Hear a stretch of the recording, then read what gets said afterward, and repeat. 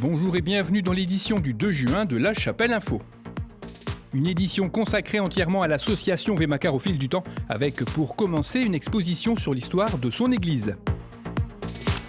Le chapellois Philippe Emer vous emmène à la découverte des façades du hameau, très largement inspirées par le style art déco. Et enfin, nous terminerons dans la joie et en musique avec du gospel.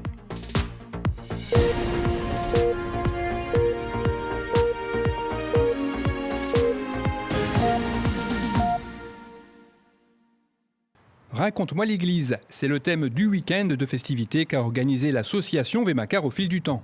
Plusieurs manifestations autour de l'église étaient au programme, comme cette exposition qui retraçait son histoire à l'aide d'un grand nombre d'objets divers et de documents rassemblés par les deux protagonistes de cette exposition, Vincent Vervarde et Germain Dekerle.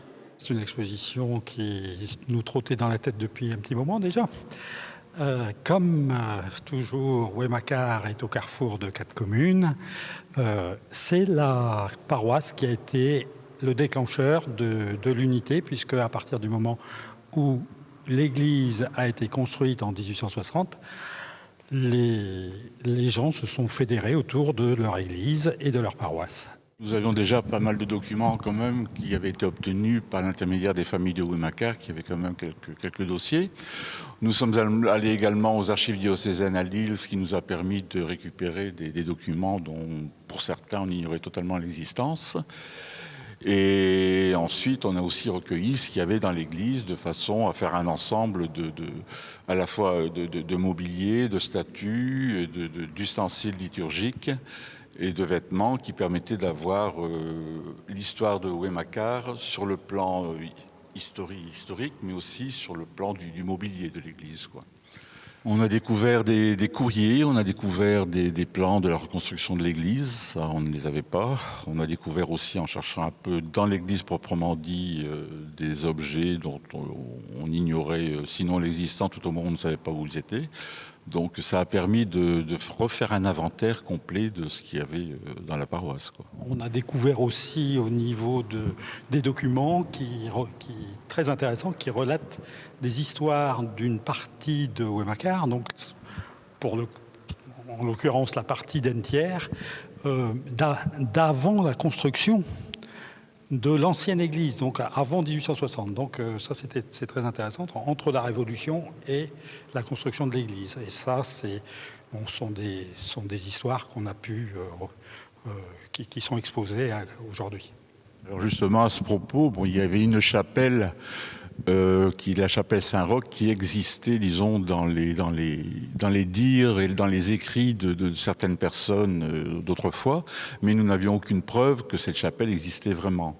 Alors, on a quand même de plus en plus de données qui permettent d'accréditer cette chapelle, cette existence de chapelle, par des courriers, par des histoires qui ont été racontées par des gens du village, notamment d'Entière. Et puis ça nous a permis quand même d'avoir la certification qu'il y avait effectivement un petit lieu de culte à Wemakar bien avant la paroisse connue actuellement, quoi. Bien avant la Révolution. Ouais, oui. Les recherches chez nous sont toujours très compliquées puisque tout le village a été détruit en 14-18, donc toutes les petites choses qu'on essaye de trouver un petit peu à la fois, c'est des preuves qu'on essaye d'accumuler au niveau de l'association, et un petit peu à la fois, ça vient. Donc c'est très intéressant. Alors il faut remercier aussi tous les gens de Wemakar qui ont marché quand même. Quand on leur a demandé des documents, ils nous ont fourni ce qu'ils avaient chez eux sur le plan familial, sur le plan des documents de leurs ancêtres, et ça nous a permis quand même pas mal d'avancer sur ce plan-là. Avec la petite histoire dans la grande histoire, quoi, si on peut dire, avec des courriers, des lettres, des échanges, des lettres de prêtres aussi qui s'adressaient à des familles et inversement. Et ça, c'est quand même très intéressant de voir quels étaient les rapports qu'il y avait entre le village et les religieux, quoi. Une bonne centaine de personnes sont passées à l'exposition, donc c'est très positif. Et puis, là, c'est vrai qu'on nous demande maintenant d'écrire un petit bouquin sur le sujet, puisqu'il y a matière. Donc, vraisemblablement, on va l'envisager. On va l'envisager, oui. Peut-être pas tout de suite, mais c'est dans la tête.